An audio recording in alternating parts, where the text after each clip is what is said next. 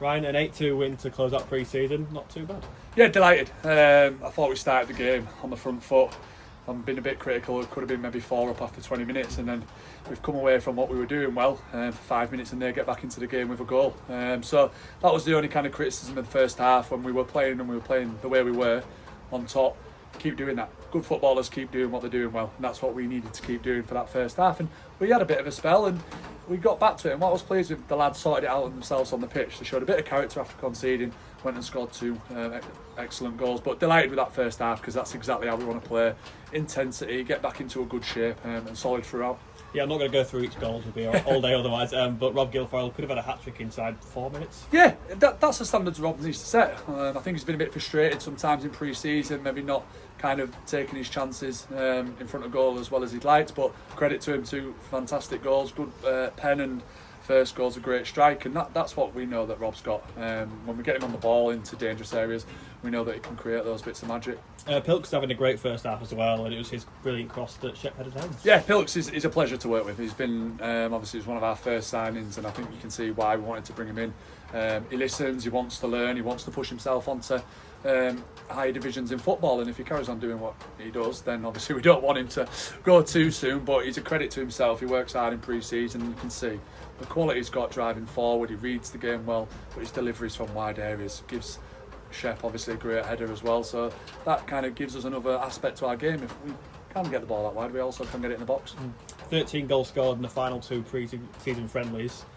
Should do the squad the world of good, shouldn't it? Should do, week? yeah. Forward players want to score goals, they want to create goals, but it's nice to see centre halves popping up with goals, midfielders. You want to have that feeling in front of goal that you're confident, so if the ball does land to you, you're confident putting it in the back of the net.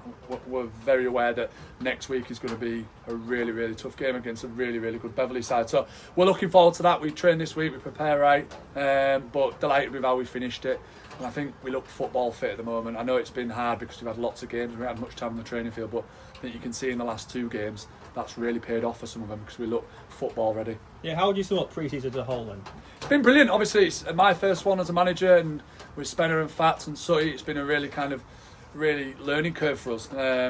But we were really pleased that we've got minutes in the lads. I think you always feel fitter. We can all come and run up and down a pitch, but when you're tired and the ball's at your feet, how do you deal with that? And that's, to summarise it, I think we've done well.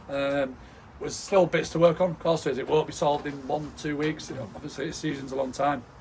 So, but really pleased with the group that we've got in there, and really looking forward to the season starting now. There's a squad of 22, 23 involved today, so you've got some big decisions to make. How hard is that going to be for you? Yeah, I think we said last week, they're the decisions you want. I wanted to come away today and go, do you know what, me, Spen, Fats, and Sutty are going to have to make some really tough calls and some tough decisions. I've just said in there, if you're not starting next week, or you're not necessarily in the squad, we've got to still stick together. Football is a long season, and the group in there, I think they will. Obviously, people will be disappointed, but that's football. I'm glad we've got those decisions to make. I'd rather be having them rather than kind of scratching our head thinking, right, we need to bring a couple in. Yeah. Do you think you know your strongest side yet, or is that something that might work its way out in 2 weeks' time? I think going into next week, we'd be kind of naive to think that we haven't really had a look at it. We have looked at it. We've kind of really thought about how they're going to play. We've watched clips of them and how they're going to play. So we probably know quite a few. Still need to think over it this week and see how training goes. But again, like I say, we've got a great group of lads in there. So whatever side we do pick, I think it'll be strong. And just finally, Ryan, how excited are you for your first competitive game in charge here as well? Yeah, can't wait. Pre-season's obviously, it's a lot. It's mentally draining, it's physically draining for the lads because you're going back to back with games. But when the real stuff starts, that's kind of where you see your team. And we want to be competitive in the league this year, and we want to get back to competitive football.